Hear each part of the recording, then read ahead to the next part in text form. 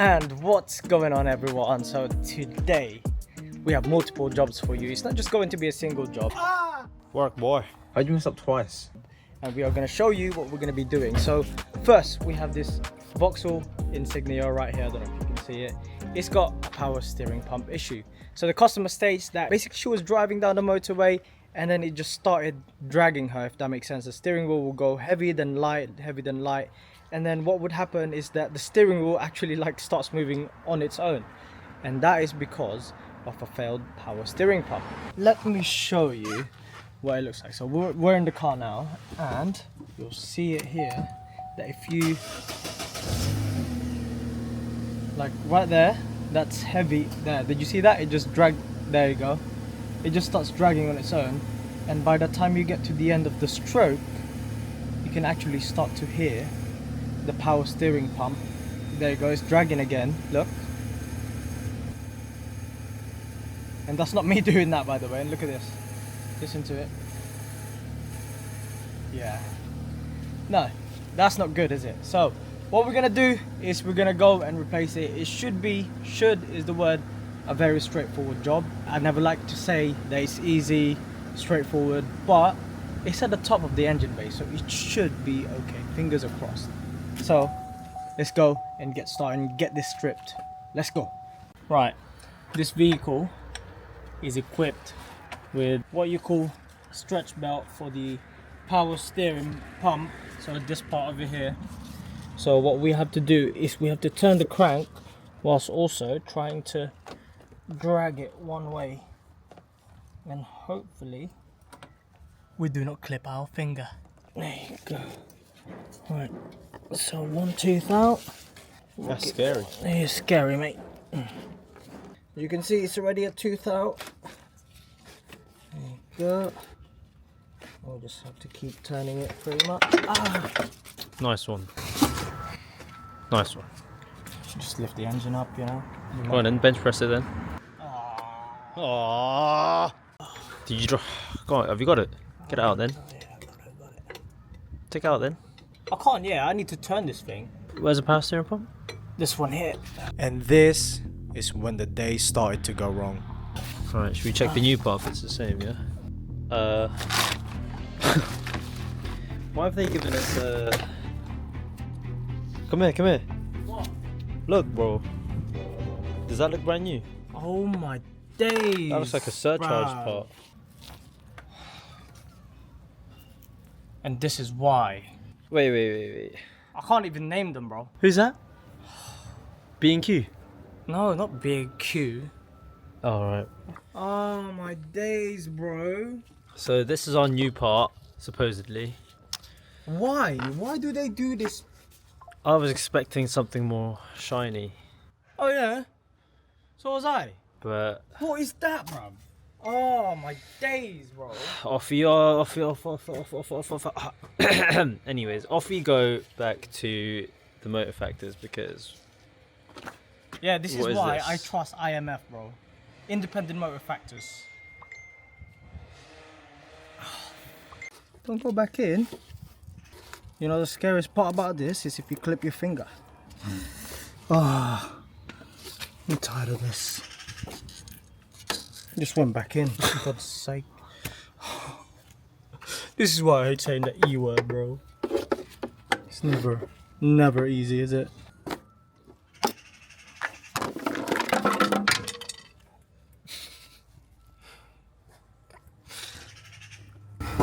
Right, we can now start. Look at that, it ripped it. I've been using this glove, the same glove, for about a week now. But it managed to rip that's it. disgusting, because- mate. You're disgusting. You're disgusting, mate. Anyway, yeah, we had to use, obviously, I think this is a H12 or 10 to that to turn it, and now it's off. And this is, well, apparently it's fairly new. I think it's just according to them. It's new. I don't think it is. Let's get this replaced and then we're going to go back to the motor factors that gave us a surcharge. I believe that this is only held by 2 of these 13 millers. So one at the top and then there should be another one at the bottom. So we have to bring this unit here and then we also have to bring this one just to tell them and show them that we're not bringing them a surcharge, because otherwise, you know what will happen? They will just charge us. Because they're so... Who's they? They, them? Yeah, they, them, bro. I can't mention they, them, bro. Oh, okay. Alright. Look at that. Help of launch power lube. That actually came off nicely. It's dripping everywhere, but we've got a rug underneath. So please don't kill me. A rag. Rug. You absolute wally. Sorry, I'm not freshy, mate. Right. A rug. Where's the rug then? Why do you think you're so clever, bro? Bro, you said rug instead of rag. Yeah. I'll Yeah. rag you. Anyway, this is off now. You are wrong in many different levels, bro. You know that. We've got a rug underneath.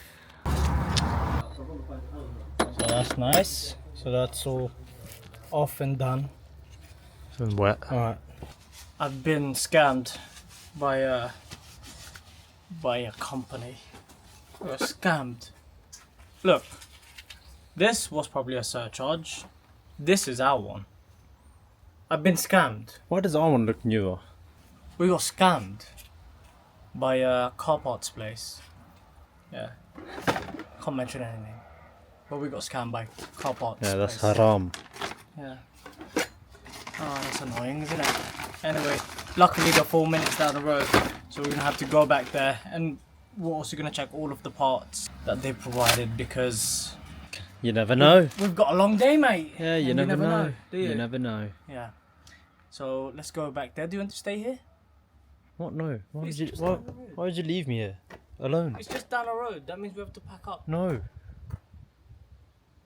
Goodbye. Just no. And once again, the stockist failed us miserably. They don't even have an alternative part for it. We're gonna have to come back here, like what I said. I've ordered it from IMF now, from IMF Small Doll, mate. To be honest with you, IMF has never failed me. They've never given me the wrong part, and they always deliver.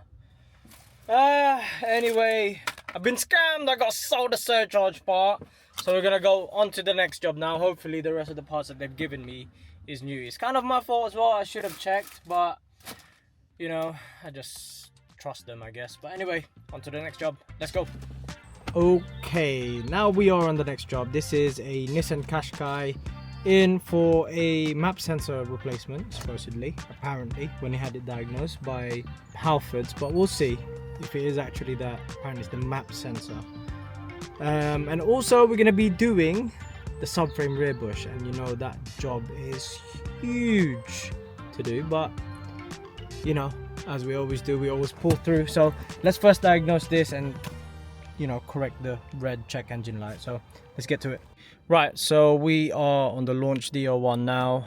Amazing tool this is, and as you can see, the only code that we have got here, according to the topology, is the one on the engine control module. And what's coming up here is turbine upstream temperature sensor circuit 1. So we're gonna go into the ECM and then read the data stream as well. Let's go to parameter memory, temperature, and then let's have a look at this. You'll see that's a reference value, forget about that. Right, you will see that all other sensors are working as well. So as you can see there, you can see that inlet air temperature is at 30 degrees and water temp is at 20 degrees because that is the ambient temperature at the moment. But you can see the temperature upstream turbine is showing at 100. So what we're going to do is we're going to test this very sensor here to see if it's actually reading and if it's getting voltage on the connector as well. So let's go and do that. Cool, so we have got our oscilloscope multimeter from Pocket. This is called the Pocket Pro. I've been using this for a while now. I've been testing it and it's an excellent piece of kit. So now what we're gonna do is we're gonna switch this to measure the resistance. Oh wait, the manager's here. Oh, sorry mate. Yeah. Carry on. Act your best, act your best. Actual best. Right, so we have now got this paired up with our iPhone over there. As you can see, it's connected there. We are just gonna check and see if we are getting voltage on the pin. There you go. As you can see, it's got 3.28 volts, which is good. That should be between, I believe it should be between 2 and 5 volts. I think that's what Haynes said. Now what we're gonna do is we're just gonna switch this over and put it on resistance mode. So we're just gonna check the resistance, not on the connector but on the actual sensor itself. Now if this shows some sort of resistance, that means that sensor is still working, but if it's showing overcurrent, for example, then that means it's deaded. Right, let's see, let's check it first. Let's cross this over. Right, crossing it over, as you can see there's resistance there, and that's about right. Now we're gonna put it on the connectors for the sensor, and it is showing absolutely nothing, and it's showing overcurrent. So that, my friend, is an open circuit, so that sensor definitely needs replacing. So we're gonna do that. We're gonna wait for IMF to deliver our sensor, and then we're gonna fit it. But for now, what we're gonna do is we're gonna strip the subframe and we're gonna remove the rear bushing for the subframe. So let's get to it. As always, we first have to get the vehicle up in the air so we can get working underneath. After that, we can start removing the dog bone mount, bolts for the power steering rack, control arm ball joints that connects onto the steering knuckle, and finally the bolts that connects the sway bar onto the drop link. Once those bolts are off, we can finally bring down the subframe. Well done, Jay. Go on, get it out then. What a beautiful day. Get it out.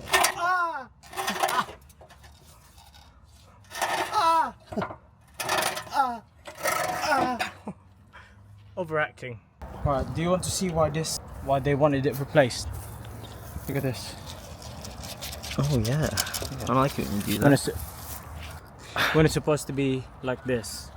Look, it's tough. And with this one you can actually even turn it. Look, you can turn it. That's not supposed to happen. And that's why we're getting it replaced. Ah, God.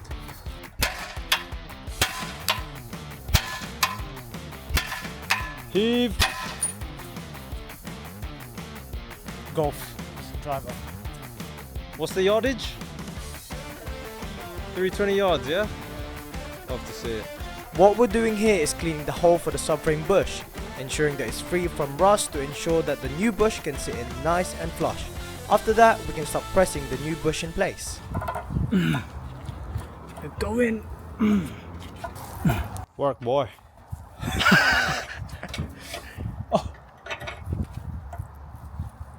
Tommy jumped out. Now in packets. Oh, that's in. And just like that, it's now time to put the subframe back in. We'll first have to partially secure the subframe by screwing the securing bolts in place. This way, the subframe will allow some movement to let us adjust the steering rack back in place. After that, we can secure the control arm ball joints, followed by the drop link bolts and dog bone mount. Whilst we're under here, we also started working on the exhaust temperature sensor that we diagnosed earlier on this job. As much as I wanted to take you guys to that journey, unfortunately we're in a little bit of a rush today because we promised someone that we're going to get their car done, a customer. However, we are now done with this Nissan Qashqai. We've replaced it with a mailer part, which is really good anyway. The quality is top notch.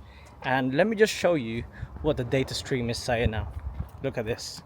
And so as you can see here, if we read the fault code, immediately no DTC is detected. Obviously we cleared it, and if it was an open circuit you would know straight away. That will come up. Now let's go to data stream and select from the menu, have a read of the temperature. Oh, press OK, and there you have it. It's registering the actual temperature of the engine. As you can see, 140 degrees C, which is absolutely correct. And as I blip on that, increase the engine speed, that should go hotter and hotter. There you go. Simple diagnostics makes a winner. So if you come with me down here under the car, you can just about see the new bush right there, shining and shimmering.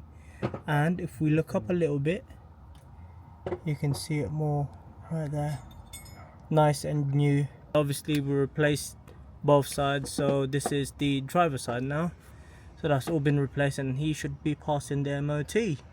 Now obviously The subframe is moved, obviously the control arm's been taken out as well. So we're going to recommend the customer to take this for a wheel alignment. Yeah, it needs the geometry sorting out again.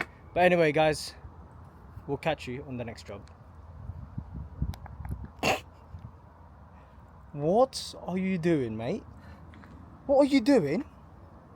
Stretching. Stretching what? Ah, he's working with his muscles. Go on, flex. One time. One arm push up. Go on. Push up, why not? Go on. Sheesh, is that you? Yeah. Alright, that's enough. Oh, look at this. BGA pump. Baz will be proud of me for using BGA, you know. Oh, now that looks brand new. Yeah, now this is brand new. Right? This is from IMF. Well, BGA, but you know, Motor Factories, IMF, they've done really well. Again, props to those guys. They always do me well with the parts. Now that's brand new. Now we're talking. It's off-white. It's off-white. I know, right? Branded. It's really nice. Alright, cool. Now we can fit this, okay, and we can be in peace. Because they have done their job correctly. Okay, just like that, it is now on the power steering pump, and I think this is gonna leak out some fluid. Oh, okay, never mind. Oh, such a waste, man. Oh, oh. Do you need that? Yeah, of course. That's 22, right, Jay? Boom. Banis. And just like that, this job is done. Look, please, motor factors, please double check your boxes. If someone returns something, please double check it so that we don't have to come back and forth for the job. I waited, what's that, 6 hours for this part? Yeah. We started the job at 9. You said you have it. It means you have it, right? It means it's in stock and it's new. Get it right. I think he's a bit mad, guys. Yeah, of course I am. I wasted time. 6 hours. Oh, it wasn't really a waste. Well, they're not paying for my labour, John, are they? True say. Exactly. True say. Exactly. So please, motor True say. factors, please get it right. God, I'm on my period today. Whoa. You can't say that, Oh, man. yeah. Don't you know, just do the pumping of up. Copyright. Perfect. Right. Kill. Lovely. That's done. Right, let's bleed it. With Shell automatic transmission fluid. Yeah, transmission fluid. Huh? Transmission fluid? Yeah. And we finally got there in the end with a brand new part. Now it's time to test it. Right, how does it feel, Jay? Very nice. Very nice, yeah? We're going all the way to the end and hardly any noise. If any, really. Right, so that is us. Is it still dragging you? Is it dragging? Oh. No. Yeah, you happy with it? Yeah. No drag? Happy days. Right, cool. Let's go to the next job. All right, everyone. So we are on the last job of the day. John, what are you doing there, mate? I'm putting this in. What is that? Close way change. Also known as Ang guwapo ko. lies. Don't lie to yourself, mate. Can you actually reach it from there? Yeah. mate. Well, a little story behind this. We actually came here yesterday. It was bank holiday yesterday. We diagnosed this near side rear ABS sensor was faulty. Unfortunately, it wasn't registering any speed if you were to spin the wheel. Now, what we did, just to verify a diagnosis anyway, is that we swapped the working sensor, which is from the offside, onto the near side. That's why he is now replacing the offside instead, because we swapped it around. We are gonna go for a test drive once John has fitted this ABS sensor. So let me just show you the flow inside. Here we are on the launch DO1 again. So as you can see there, rear left, that was the one that was causing the issue initially, and then obviously the rear right will also show up now, because for the obvious reason that was also disconnected. So we're going to enter the control module, and we are going to read the fault code, right, and then clear fault code. Unfortunately for this customer, my promise to get his vehicle back up and running today will be broken due to this. Rear right wheel speed sensor. It's the wrong one. Again, it's from the car parts. It's from this. It's from the car parts place, bro. That car parts place, bro. You are joking me. You are joking. Look, Seriously, lads? it's still on.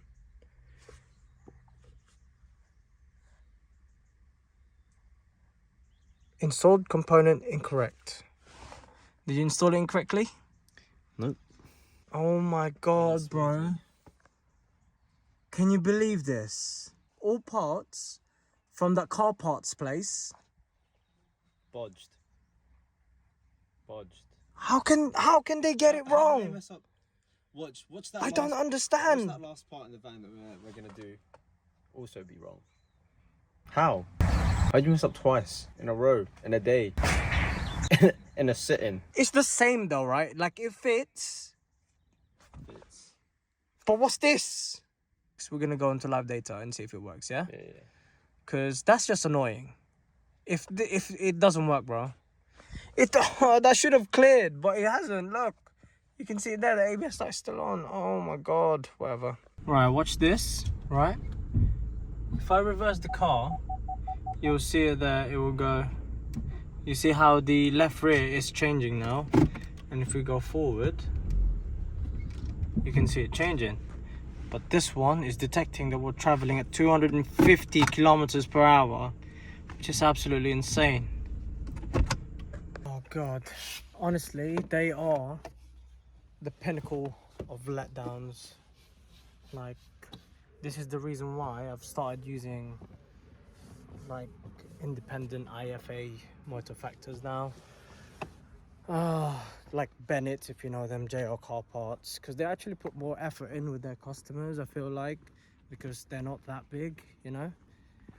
And yeah, times like this, I traveled an hour to do this job, right? And it's now what time is it?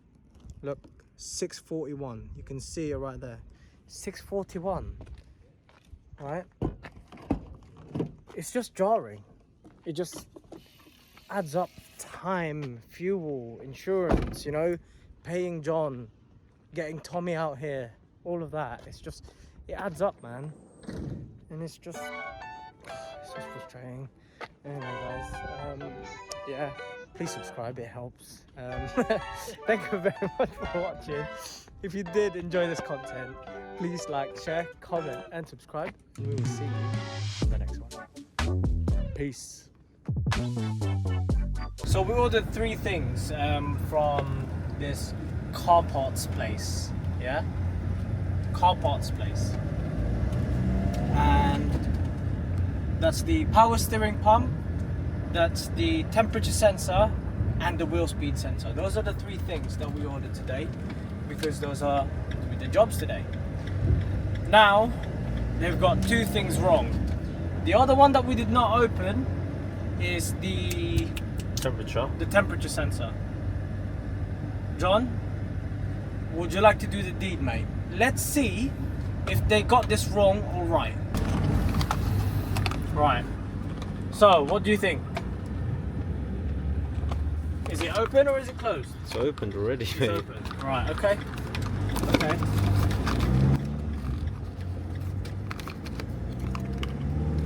Now, what have we got in there? Oh my god! Oh my god! That's a pressure sensor, bro! What is wrong with them? Bro! 3 out of 3! I cannot believe it! Why? It was our first time opening this box, you know, because we thought they'd be right. But they weren't. They weren't right. We can't specify they, them. These 2... Okay, from this car parts place. From this Motor Factors. Yeah, from this car parts place, yeah. All 3 items were wrong. So that's the power steering pump. Wheel speed sensor. Wheel speed sensor. And the temperature sensor. How?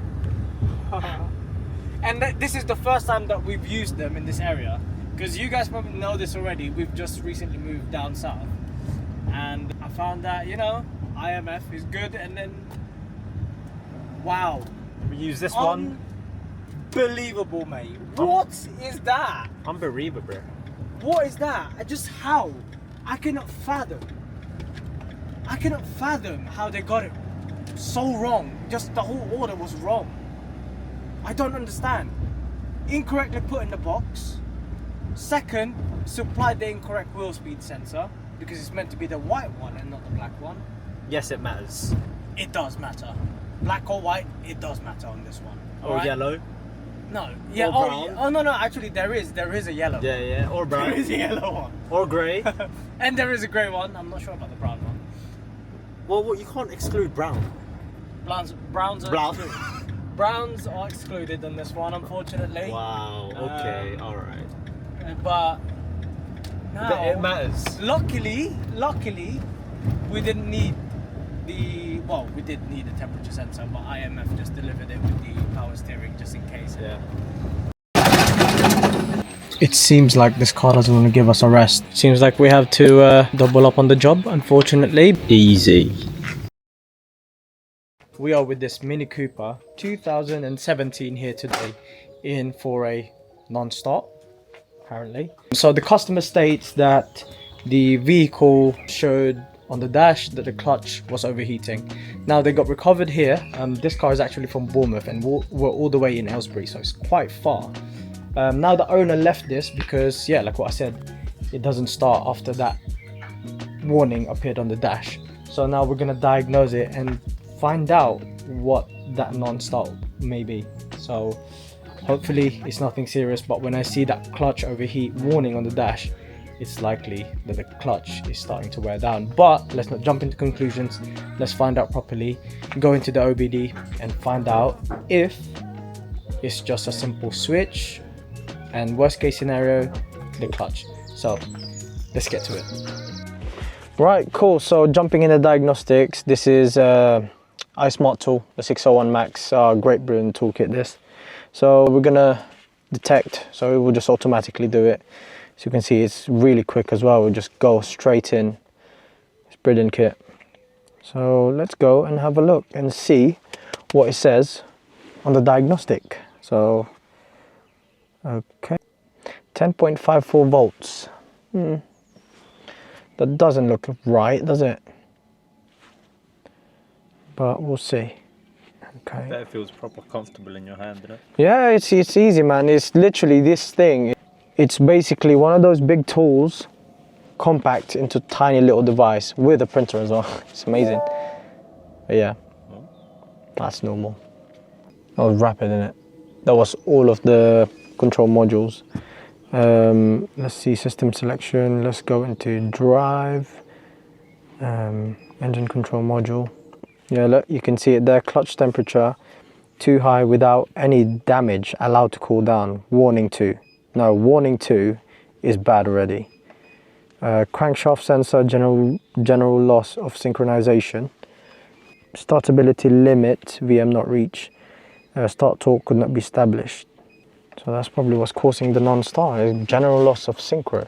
Oh. Yeah, as you can see right there, it just doesn't start. It's saying, so if you have a look there, to start engine, start, depress the clutch, which I am already, and it feels very stiff already by that point. And from the looks of it, you can, I don't know if you guys can hear that, but there is a clicking noise coming from the gearbox. Oh, you can press down further. You can press down further.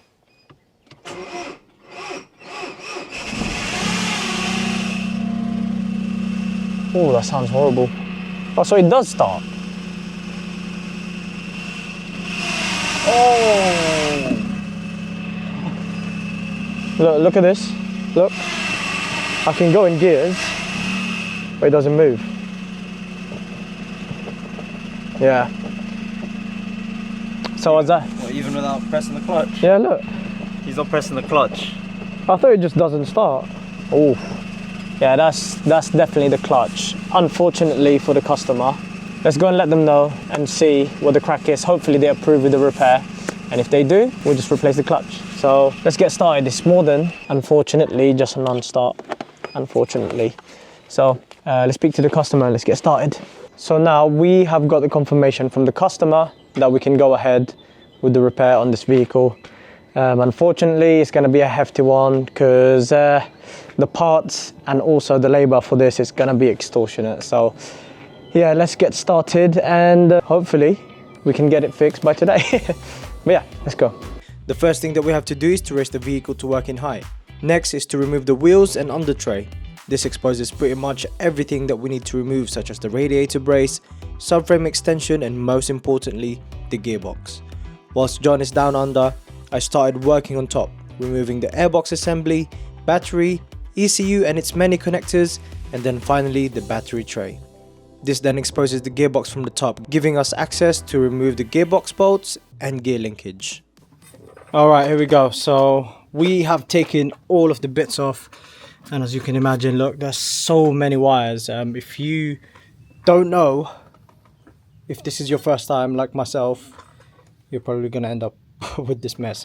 But as you can see right there, everything is an easy access now. So I hate saying that word, but it's just time to remove the transmission bolts, and then I can finally move downstairs to remove the rest of the stuff, including the drive shaft, dog bone mount, and then finally support that up.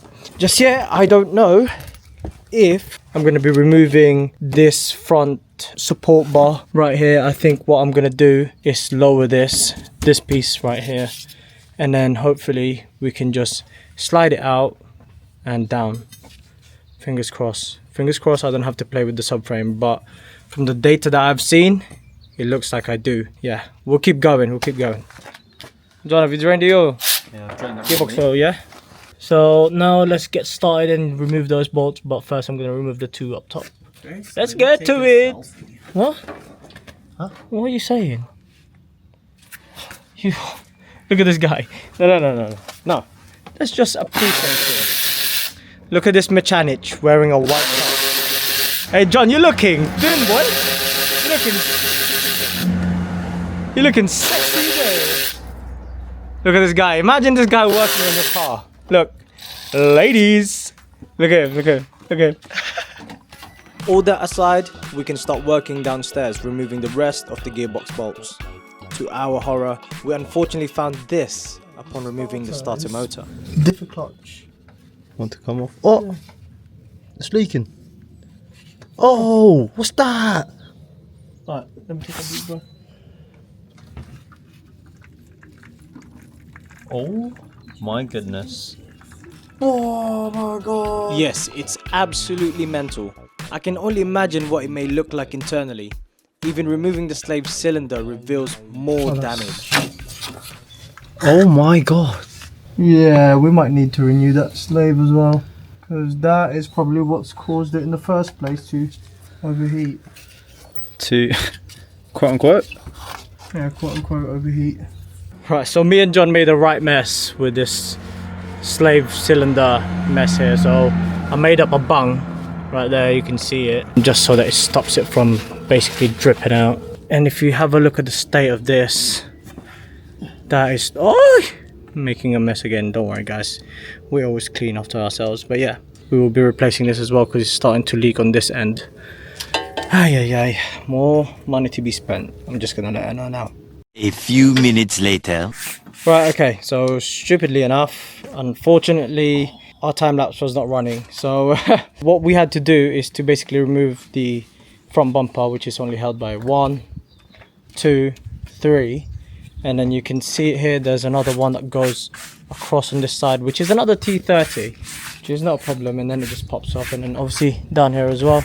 Yeah, that's it pretty much. That's what we did, just so that we could remove the front bar that runs across here, and then obviously disconnecting all of the, what's that called, the parking sensors and stuff, and then you can have your front bumper off. Now what we have to do, the mission is to remove this, and then after that it's just basically trying to get the gearbox to come down and pop out, and then we'll see what the damage is. Man, look at all this mess. Look what we had to remove. Look at all that. I know. All those bolts organized. Luckily, John knows where to put them back, right? But yeah, look. All of this needed to come out. And you have to make the car look like this. Just so you can get the gearbox down. Unlike coursers and stuff like that, there's so much more that you need to remove to get this off. So, the book time for this is 7 hours. And we're about 2.5 hours in. But yeah, I reckon it is about right. And you can see why that book time is long. Now we can finally support the engine and drop the gearbox from the mount. Good job, lad. Mate, it's not coming down. I've just done chest as well, you know. Chest and tries. Yeah. Perfect combo to do clutch, eh?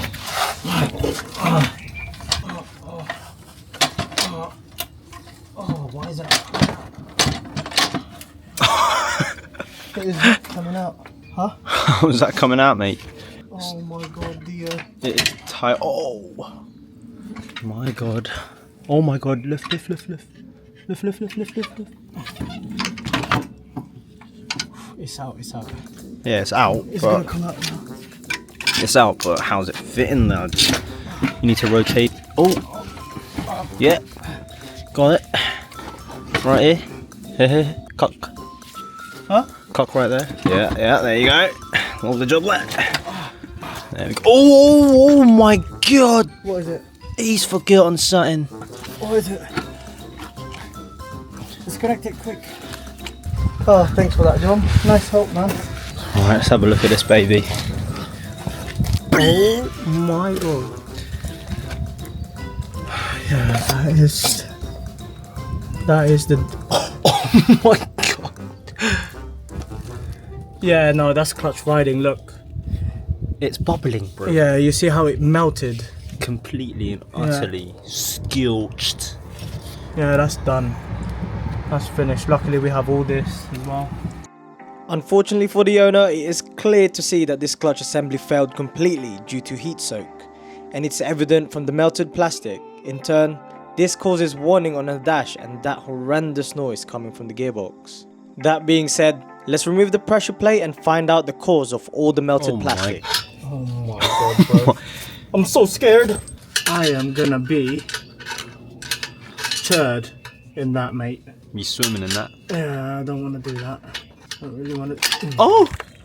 Look at that. Oh my. Mate. Bro, those are whole pieces, mate. Mate. Yeah. And then the owner was like, you know, no clutch ride. I think this. Why did you scream like a girl, bro? Holy. My goodness gracious me. Shuriken! She's telling me that she didn't clutch ride, John. What do you think? I believe her. Yeah, I'm the same. I totally believe her. I believe her, mate. I think I'm lying. Okay. I thought this was a Mini, guys. So this is from BMW. Look at that, man. Look at that collection of mess. Collection of cloth. Oh my god. say anything. Well, hey, what do you think? What do you think? What do you think of this? Do you know what? Yeah.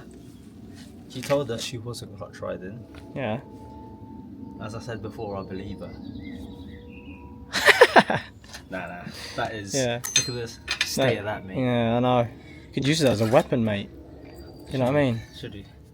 No, John. But yeah, look at the state of that, man. It's melted. Look, this is the new one here. Look, that is what it's supposed to look like. And what is that? What is that? Mate, it's out. Yeah, man. That's crazy. So I thought I'm going to explain what clutch riding is. Obviously, most of my viewers is probably mechanics. And some of you guys are just watching it for entertainment purposes. Clutch riding is when you basically just even the tiniest step on the clutch whilst you're cruising along, or if say if you're going uphill and then you just hold on to the clutch just so that you keep on the biting point, or if you're in a traffic light uphill, for example, and you're just holding the clutch, that is what's going to happen on your vehicle. So you have to be very, very careful not to do it. Okay, I thought I might elaborate some more. This thing here is called the swivel joint thing. So this is where your slave cylinder goes. It presses onto this, right? And then in turn, this thing here presses onto that. So now what's going to happen is that if you are partially stepping on your clutch, or if you're just like pumping it so that you'll stay uphill, what's going to happen is this thing here is basically making a partial contact, and it's just like it's turning, but there's still some pressure in it. And as you can imagine, your engine is turning about 1,000 revs per second RPM. when you're idling. when you're just idling and you're like uphill. What's going to happen is this is just going to keep on spinning with partial contact on it, and then it's just going to get so hot. That's the reason why this had happened. And if you imagine, if you're driving on the motorway, partial contact yet again, like what happened to her, partial contact, what's going to happen is this is going to be spinning at a different rate compared to this one, thus creating so much heat. And this is what happened to the lady. She was on her way from Bournemouth all the way to Aylesbury, so about 100 miles ish, probably more than that. She was probably doing it all the way. So yeah, this is what happens. It's going to cost you thousands replacing all these parts and paying the labor. So yeah, that's clutch riding for you guys. Wait, 1 sec. Oh, what you got? I'll replace this as well. Oh yeah. Aftermath. So yeah, this is an aftermath of what's happened. So yeah, oh Christ. Right, so what happened to this? Look, as you can see, that's melted as well. That's crispy. It's supposed to be. Oh, it came. It's supposed to be, yeah, like that. And this one is just rock solid. Solid, mate. Oh, sorry, my bad, bro. My bad. You did that on purpose, didn't you? Get me back. I'm not paying you well. Yeah, but yeah. Yeah, that's what would happen. That's why we need to replace this as well. So, yeah, man. We're going to do that last. I reckon we should just put everything back together, because the slave cylinder is pretty straightforward anyway. Put on. It's just underneath. Go back in. Just go back in. As you guys already know, we don't half on the parts that we use. In this case, we opted in for LUK 3-piece clutch kit and LUK dual mass flywheel. We just find that reliability is a must when it comes to clutch, as it takes huge amount of abuse, as you can see here. That being said, it is also important to install them correctly, following the manufacturer's set specification, in this case, torquing the flywheel down to the right sequence, and also torquing it down to 120 Newton meters of torque. Yeah. Torquade. All torqued. Next is to install the clutch plate in the correct bolting sequence and torque. Doing this prevents premature wear and premature clutch slip. There's no way it's plus 90, bro. It is plus 90. Now that the flywheel and clutch assembly is installed, we can then focus our attention onto installing the gearbox. And this is when it all went downhill. And she slips. Oh my god, John. It's gone. It's gone! Oh my god. No way. Guys, comment down below what you think is missing. What's wrong, mate?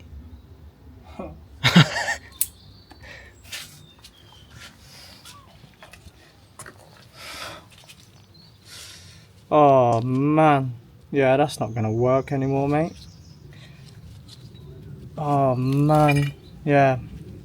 So this piece here is supposed to go onto that. It clips on. It's like a little nipple that goes into that. You see it? Yeah. It's melted as well. Hopefully BMW's got one.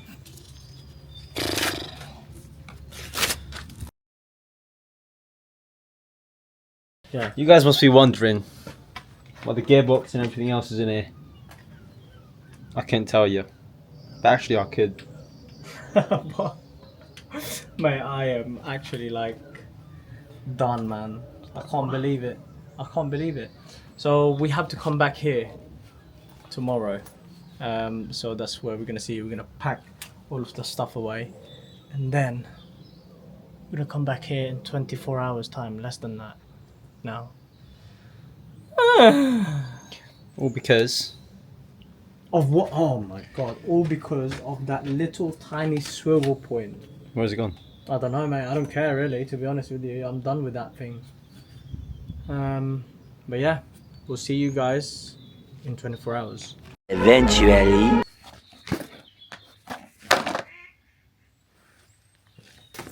Come on now, we don't want to lose it again. Right. Let's get started again. Oh, it doesn't fit. it needs to fit. It needs to fit. Good line. That's a push fit. You're a push fit. I know I'm fit. This is what we were waiting or wanted to do yesterday. Oh, and by the way, just a little tip. If it's plastic inside, do not put any grease in between the surface. Just don't. That's what manufacturer says. Just follow it. Alright, it's not hard. And then there you go, look. That's all we wanted yesterday, John. That's all we needed. Yeah. And then we can put everything back in. To be fair. To be fair, what? It's not fair, is it? To be fair. You also needed this. Oh yeah. This bad boy. That bad boy. Right, okay. So, this catches a lot of people out. I thought I'd make you guys aware. This top hat right here. Yeah, right at the tip of this. It lives in there. For now, let's seal that because we don't want that dripping. But yeah, be mindful. Most clutches, they have those top hats. So if you replace a slave cylinder, for example, keep that in mind. Right, that top hat, very important. Otherwise, you're just gonna get a floppy pedal. All that in mind, we can finally put everything together, starting with the gearbox. Once the gearbox is mated with the engine, we can start putting the gearbox bolts back in so we can finally mount the gearbox onto the chassis. We've got the gearbox mounted now onto the car. So now the next thing that we have to do is to basically make this Mini look like a car again. Yeah, like a Mini again. After all the struggle, we can finally make this car look drivable again by putting it together, starting with the front end, so that's the radiator support and subframe extension. Next is to mount the front bumper, parking sensors and fog lights. All these are only held by 8 T30 bolts. Straightforward in my opinion. And there you have it. It looks like a car again. So we've put the front bumper on. Obviously the lower front subframe thing support for the rad pack is back on as well. Plug in all of the parking sensors as well. And all that's left for us to do now is pretty much just the top and the drive shaft for you, right? That's it. And then And that's the it. under tray. And the under tray as well. Yeah. It actually went alright, didn't it? Smooth. Yeah. So, hate using that word, John. Please don't use it around cars. No, Yeah. he hates using the word easy. But I didn't say easy. It's never easy, mate. I'm very superstitious, you see. So, yeah, I don't like that. But anyway, time to put the stuff at the top. So that's your battery, the ECU, blah, blah, blah, blah, blah, blah. So we can get the car started. We've bled the system now as well. So, yeah, let's carry on. Let's keep going. We are almost at the finish line. All we have to do now is to put the plastic trims together along with the battery tray, ECU and airbox. Once that's done, we can put the under tray and wheel back on. And that should be us done. And so we thought. On with the Mini. We're going to see if it actually moves. So, John, do you want to do the deed, bro? Go on in. Press on the clutch.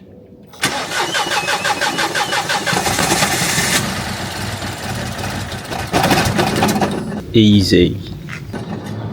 Not good. At this point, I didn't know what to do.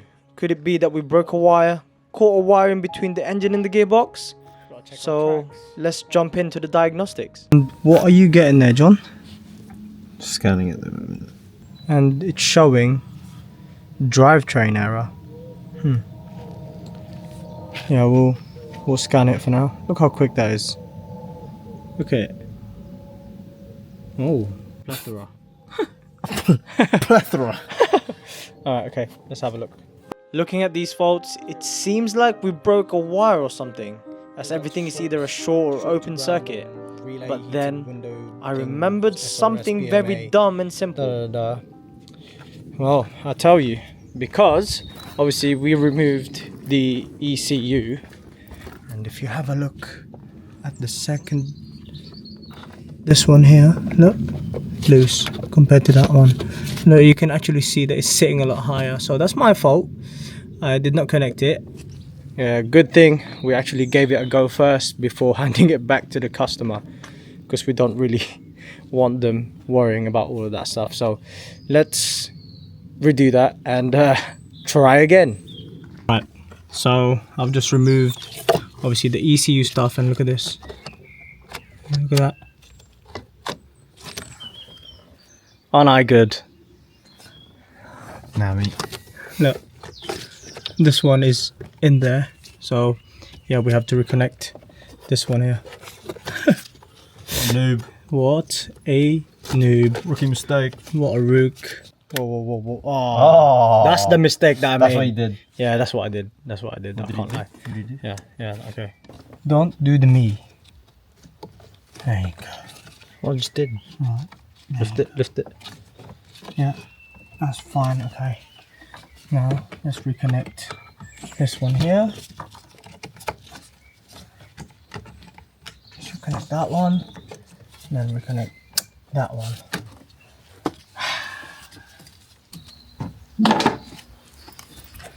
Alright, shall we go again? Yeah. Yeah? Right, let's see if this is still gonna misfire or what. Now's the moment of truth. Will this car be fixed, or are we in a massive trouble? Here comes nothing. You see? Right? It's not good to go straight away, is it, John? It's not always good to go. You got throttle now? Good. Good. Right, the next thing that we're gonna test is see if this actually moves backwards and forwards. So let me just put everything back together and then we'll go again. It seems like this car doesn't want to give us a rest. Easy. Turn it on. Perfectly fine. I'm still getting drivetrain error for whatever reason. ABS is normal to be there because it needs to, obviously, the wheel to spin first before it can understand what's going on. It needs to see the reading coming from the wheels. But that drivetrain error is bugging me. And also, the pedestrian parking distance control is not working properly. It's just basically disabled, which means one of the sensors at the front that we disconnected is not on properly. So I guess we need to raise the car again, John. It seems like we have to double up on the job, unfortunately, because that parking distance. Sorry, what? Because that. Huh? The park. Sorry, go on. That parking distance control obviously is not connected, so we have to make sure that that's working correctly for the customer. This is what they call shit happens, right? It happens. Yeah. Yeah, that's the one. This Mini is a bit confusing. It said left front earlier, right? He's not confused, he's bipolar. Left front. And now you're telling me that we've just moved it a little bit. Well, we Unbolted it. unbolted it and then pushed it a little bit, right? And it was already clipped in, right? It was clipped in. Okay. Now let's see this. Activate that. I told you he's bipolar. What is going on? Nothing, bonnet open. At this point, we still don't know if the car can even drive. So let's fire it back up and hope that it doesn't give us any more trouble. You know that. Let's see.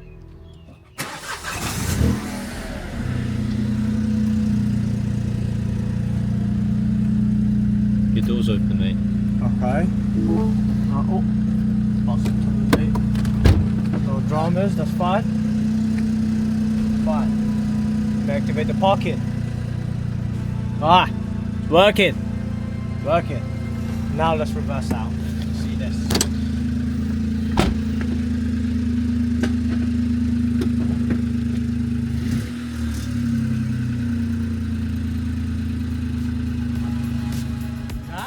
After all the struggle, we finally pulled through. From the clutch looking like this, to the car throwing manifold codes, to this. This is so satisfying, knowing that we helped someone to get back on track. step by step, one by one, we managed to conquer them all. Let's keep on improving. And that, our clutch is done on the Mini. Not exactly that, but you know what I'm saying. What do you think, John, of that job? I'll do it again. I'll do it again. I think it being the first time that we did it, I think we've done alright. Bish bash bosh. Yeah. On the next one. The next one I reckon will be much quicker, isn't it? Bish bash bosh, Yeah. quick dosh. Yeah, as long as obviously we don't come across with the same thing again, which is obviously the parking sensor and then me not putting connectors in properly. That was annoying. That was rather confusing and annoying, and yeah. But yeah, and I would say that we have done a great job. The customer is now back. Well, we'll be back on the road. She needs to travel down from Bournemouth in the hopes that she doesn't clutch ride. She'll make it home. More than that, obviously, this clutch should like some people can even say that like it lasts the life of the car. VW have done this belt last.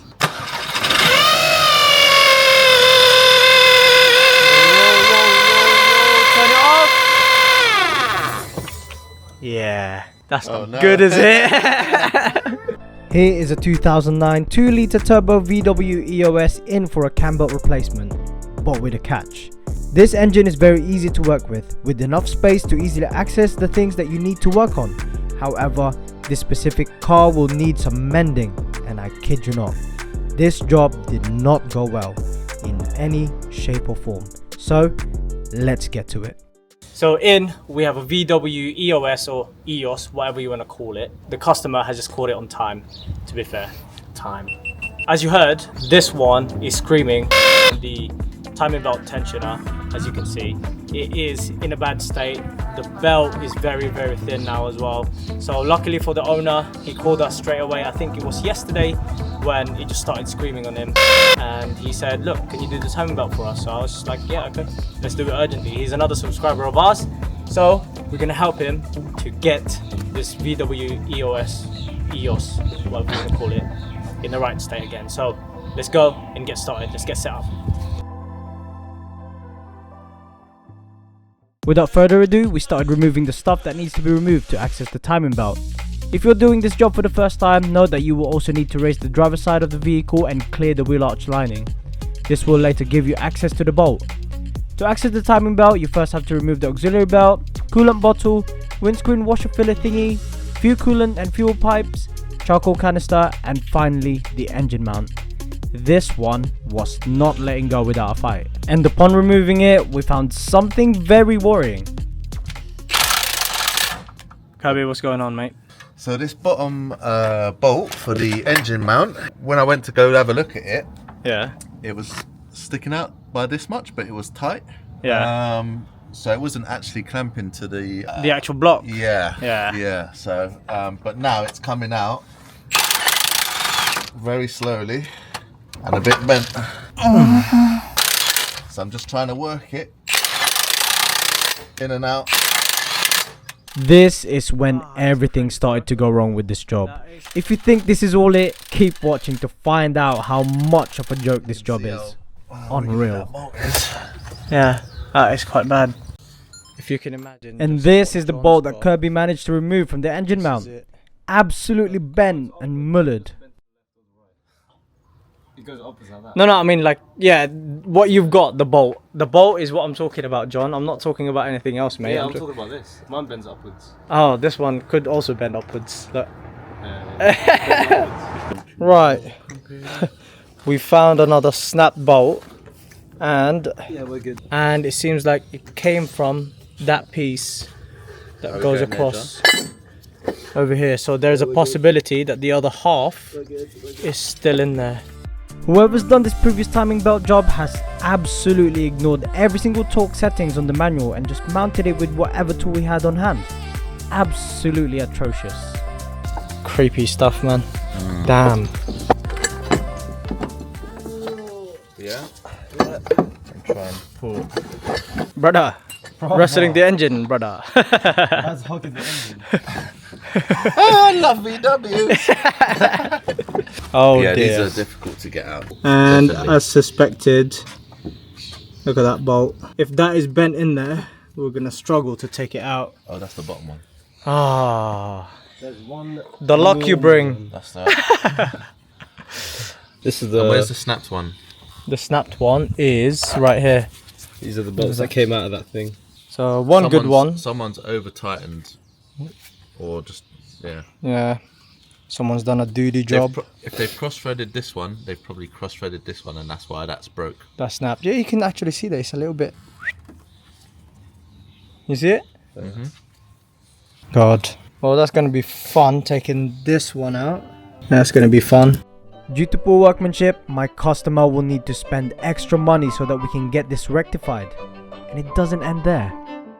Okay, so as you can see, that little tensioner has been rubbing on the actual tensioner itself. I mean, the actual engine mount itself, and that is the reason why it's been squealing.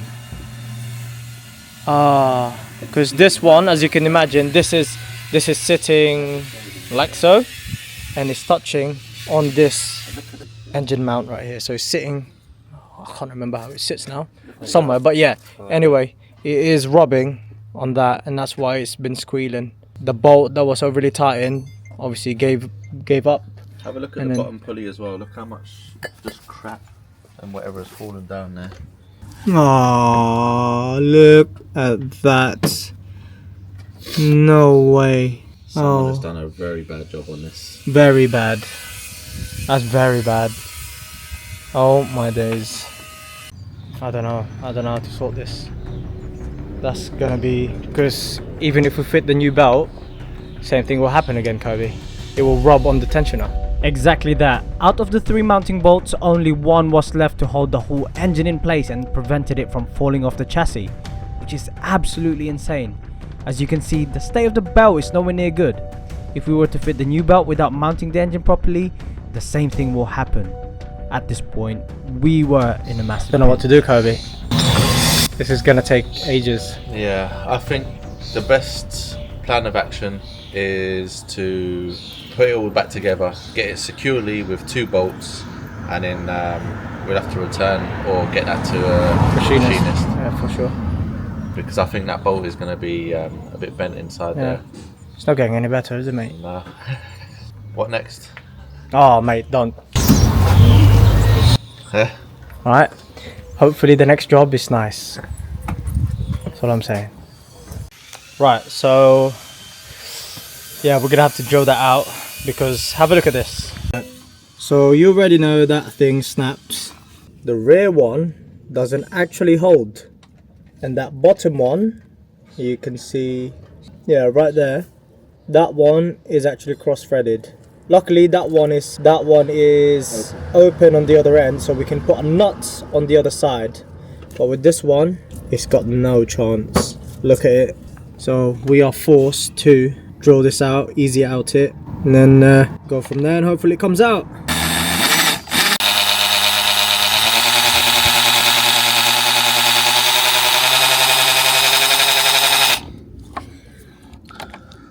How's it going?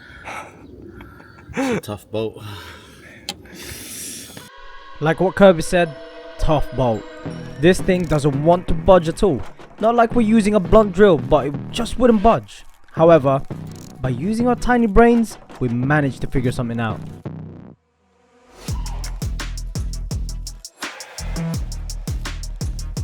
Lion. Yes.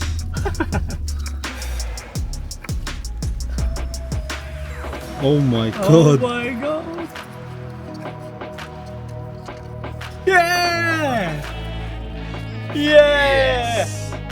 What a winner! Nice one. You love See it. the end of that? We didn't even drill in. Little screwdriver can do it. You love to see that. Oh, mate. Have we got the bolt the right size? No. By using a very basic tool, we managed to extract the bolt without having to drill it out. What an absolute blessing. So, lesson learned. Keep the basic tools in hand. But anyway, our problems didn't end there. Right, what have you found, mate? Right, Not so another one, is it? another one, mate. They've Ah. just been using wrong bolts everywhere. This little roller guider here should be a 13, Yeah. which I've got in my hand. See, it says 13. Yeah.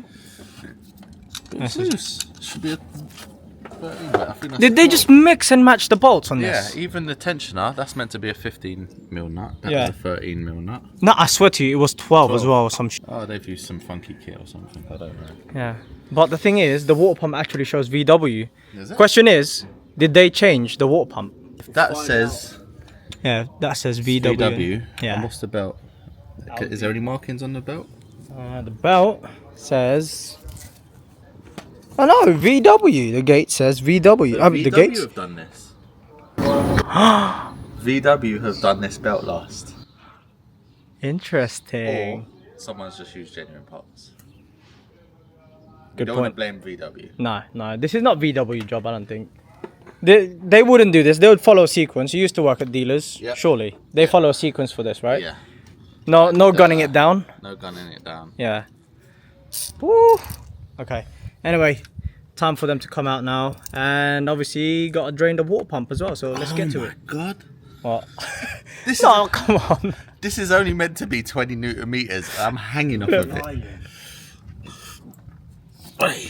That weren't 20 Newton meters. Nah, mate. Yeah, genuine parts, but Yeehaw. yeah. John Wayne has fitted this. This one. Oh god, that's crazy. That. What? That's not the right. No, I That's swear not that's it. too short as well, isn't it? This has just come from a random box of bolts. This Yeah, isn't that's not the right that's one. an Asian bolt because that's 12. That's Yeah, 12 mil. 12. It's not the right bolt. Yeah. I said this is still not the right bolt.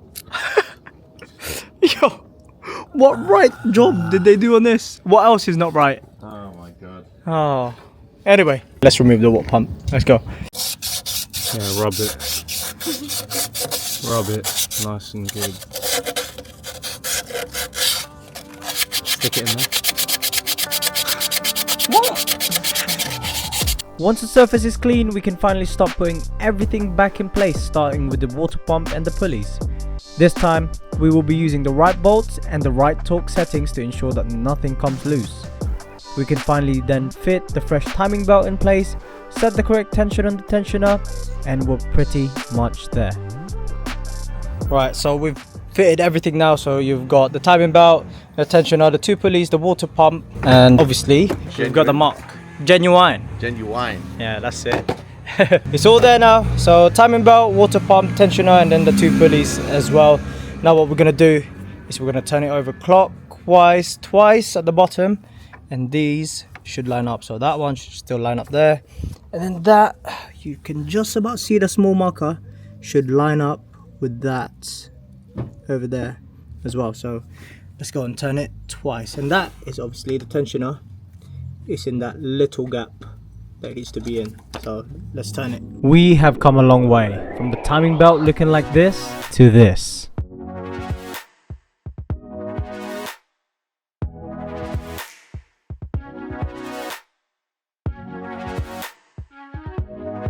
Now that everything is looking spot on, it's finally time to put everything back in place, including the lower timing belt cover, engine mount, charcoal canister, coolant bottle, and the rest of the pipes that we moved aside earlier. Now, the moment of truth. What everyone's afraid of. Will this car even start? Let's find out. Why do you two look so miserable?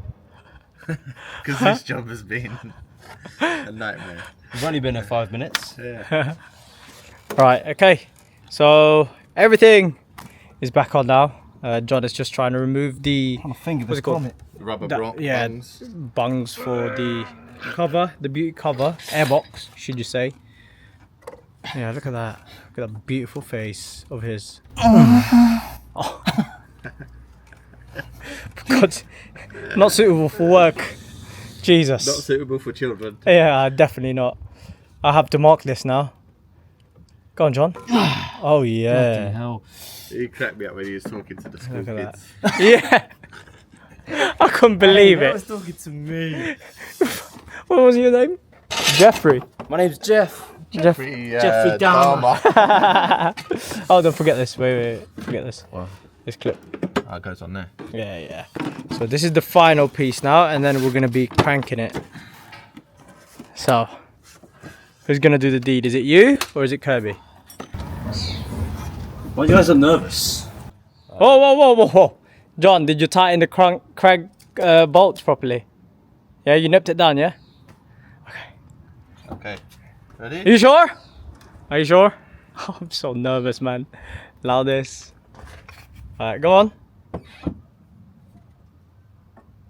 Ready? Just about.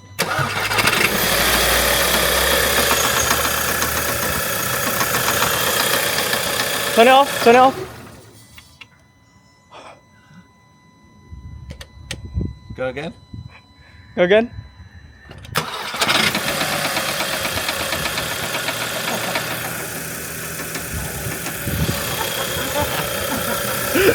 Hey, nice, nice. Cool. Running smooth, nice and quiet. Right? Yeah, no, it's alright. It's just for a second anyway. We just needed to make sure. Let's fire now. Let's top this baby up. Let's do it. Let's get it bled up and sodded off. Yeah, that's it. We all definitely had enough of this job, so let's top the system up with the correct coolant and deionized water and move on to the next. This is definitely a prime example of a quick job that turns into a 4-hour ordeal. Alright, happy with that curb? Well done, mate. Yeah? Good job, well done. John, happy with it? Yeah. Yeah, oh look, he's torquing the wheels the way it should be, right? Well done, mate. Yeah. Alright, so that is us all done with this job now. So, yeah, we just caught that on time, I would say. Well, the owner caught it on time, didn't it? So, as you can see, there is a massive dirt, grime and metal shaving on the tensioner when we started, and we found out later on that it was obviously hitting the engine mount itself, and that's why it was squealing. And it was on 2 bolts. No, it was on 1 bolt. Just one bolt. Yeah, it was running on 1 bolt. That's crazy. That's why the other one is bent, isn't And it? that 1 bolt, it wasn't even in. It was just the mount was just resting on it, and that's why it was bent. Crazy that. But yeah, whoever's done that is a massive. Yeah. Anyway. But yeah. What did you say? We have got this Toyota Urban Cruiser in for a non-start diagnostic. Well, if it does start anyway, it just cuts out on its own. Customer states that he brought it to another shop and diagnosed the car to have a fuel pump failure. So they replaced that, and unfortunately it's not that. So here we are today. We are going to diagnose and find out what is wrong with this vehicle right here. Let's go and get started. Taking on a job that another garage cannot fix or fault find can be very intimidating. This can mean that the other garage may have already tried everything they can to solve the issue. That being said, looking at the state that they left this car in, it doesn't really give me the confidence that they've looked after my customer's car properly, let alone diagnose the issue. So let's dive in and dig deep into this vehicle. Alright, let's see if this car starts. Nothing. First things first that we're gonna do with this is obviously we're gonna test the electric. So we're gonna check the ignition to see if there is spark going through it, and also we're gonna check the crank to see if there's any activity on it. If there isn't, then we'll be replacing the crankshaft sensor or testing it anyway before replacing it to see if there's actually signal coming from it, because it could be that it's the engine control module and we don't know that. And then we're gonna test the sparks as well to see if we are getting signal as we crank, and then also check the voltages on them. So let's get to it.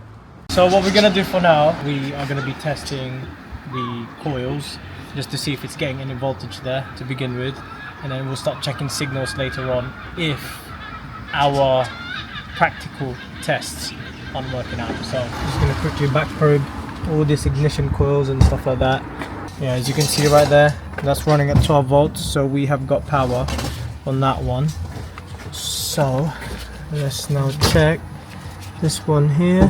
You know what, let me just take it off instead, just do it here.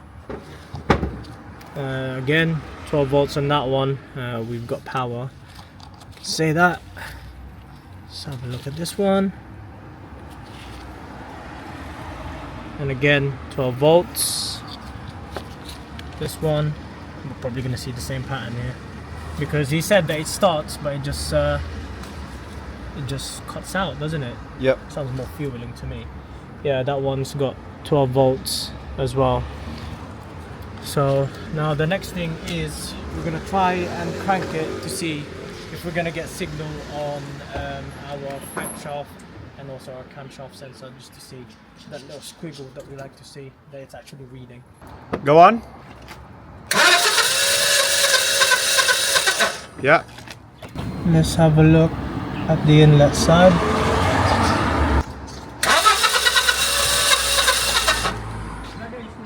Okay, so obviously we've got the ignition all working fine. We also have the camshaft working fine. Now we can check the crankshaft by just going on live data, so that's what we're going to do. Right, so there's actually many ways that you can test your crankshaft sensor. One of them is going to the live data. Second one being looking at your rev meter right there, because obviously that is being read by your crankshaft sensor. So we want to see a clearer view, so what we're going to do is we're going to put this on a graph just so that we see if there is any like dips or anything like that. So let's give it a crank and have a look. Oh. Yeah, that's what happens. It literally turns on, doesn't it? It turns on and then it just dies. So let's keep cranking. Yeah, like that.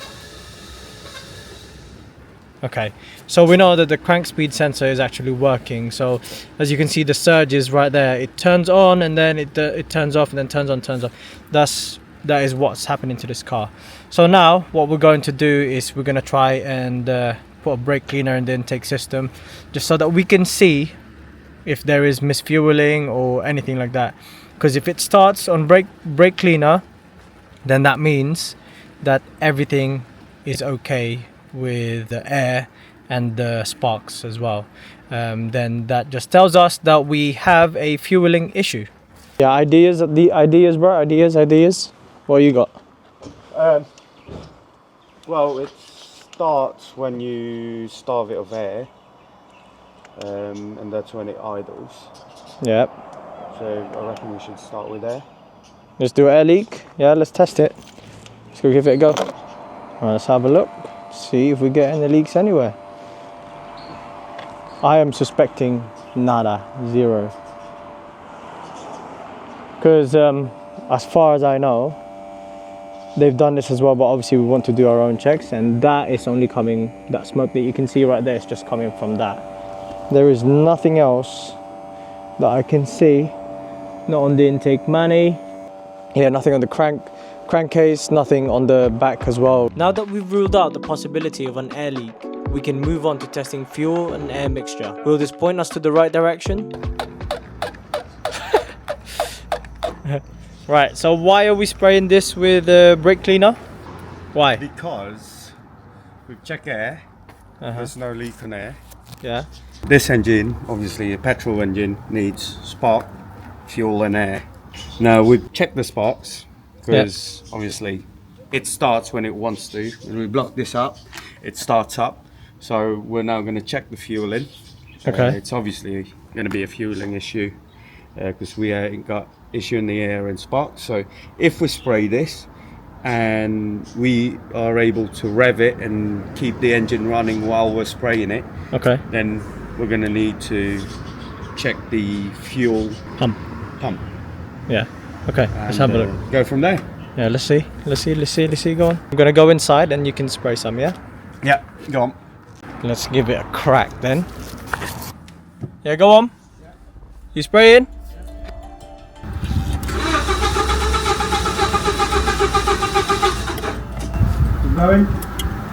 This is not looking good. Even after trying to tick it over a few times, it didn't want to start until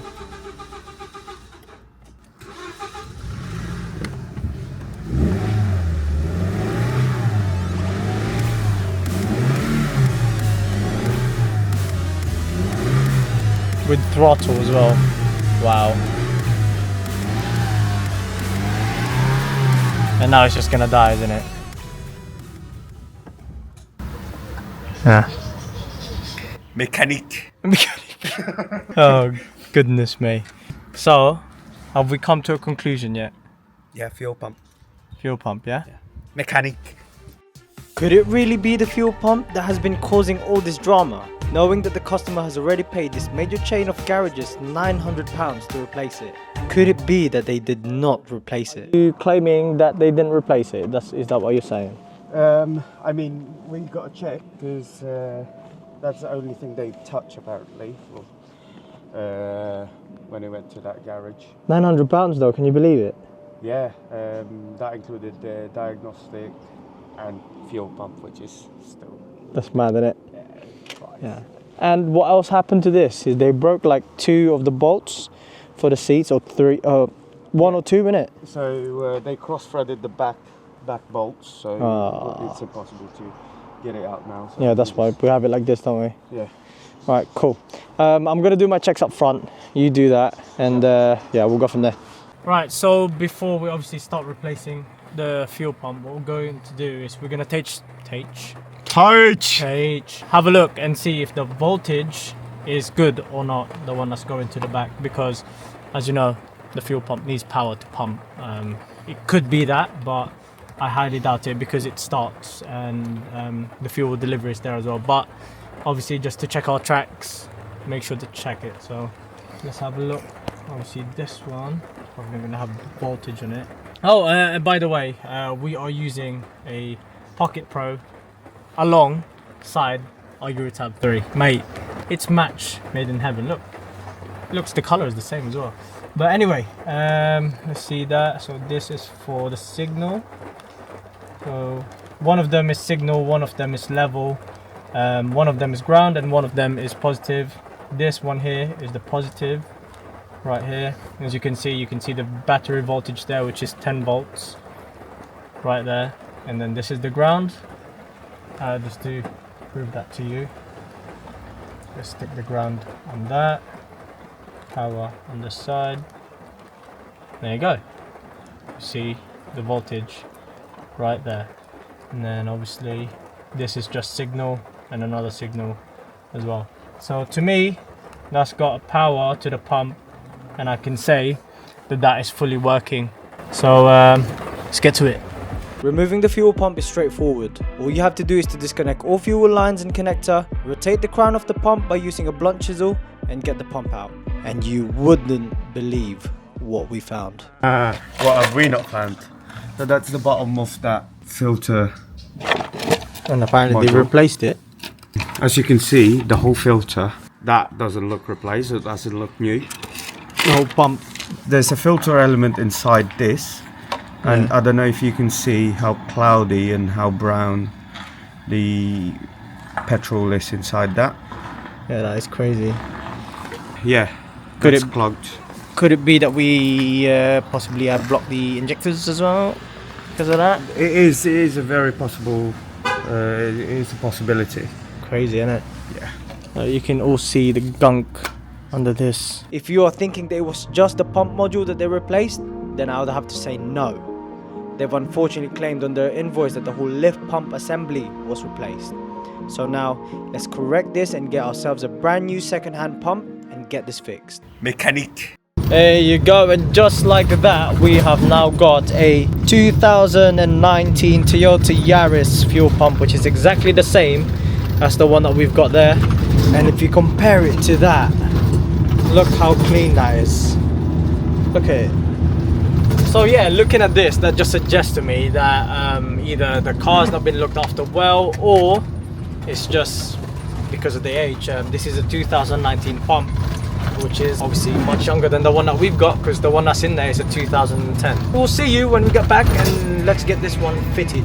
My brother got to fitting the fuel pump straight away. Talking about excited. Fitting the pump is just a reverse order. Pipes in, connector in, and we're done. And now for the moment of truth. Will the car start, or have we misdiagnosed this vehicle? Let's find out. Okay, let's see. Audible noise. I started straight away. Mechanic. Rev it. Mechanic. Mechanique! Oh! Mechanique! Oh my god. Straight away. That is crazy. Look at all this, that smoke. Obviously, it's just not been pumping right. Oh my god, bro! I cannot believe it. That started straight away. Straight away, That is crazy. Oh my days. That's Toyota for you. Wow. Wow. So you're telling me that they did their diagnostic for nothing, and all of that cost my customer £900. Could you believe it? And apparently they've changed it. I'm not gonna name or shame. No, I don't want to get in trouble with people. All right. But that is just ridiculous. That's just literally replacing the fuel pump. Before, what would happen is, yes, it wouldn't start, of course. Or if you can start it, you literally have to plug, what's that called? The pipe going into the engine for the air, just so that the air and the fuel ratio is correct. Which is ridiculous, really. £900 just to get this like that. Before, it wouldn't even rev.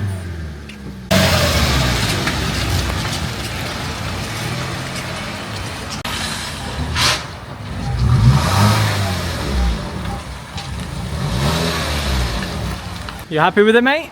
Yeah. Yeah? It starts and it drives. Starts to drive. All right. One lady owner. Now that that's all figured out, it's time to obviously reset the check engine light and the ABS light and all sorts that's there. So we're going to be doing that with our Eurotab 3 from launch. So as you can see right there, obviously the MAF sensor, intake sensor and all of that, crankshaft position sensor, that is another thing that they've replaced as well. Thinking that it was just a crankshaft sensor, but it wasn't. It never was, and it never will be. Obviously that's fine.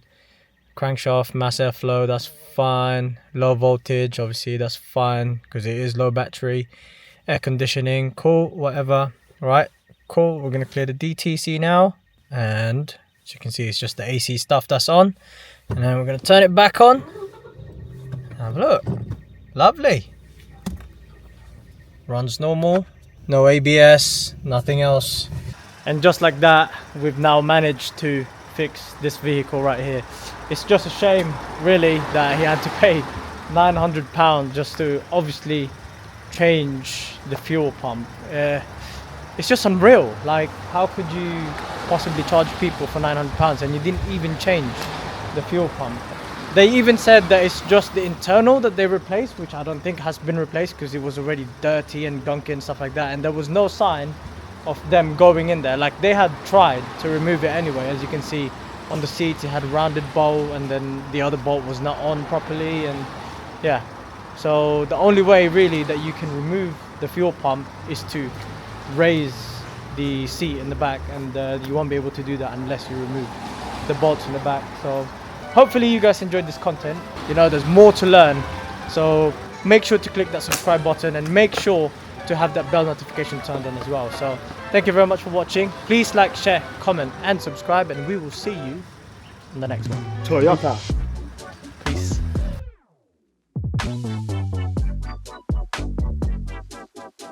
And now it's just gonna die, isn't it? Yeah. Mechanic. Mechanic.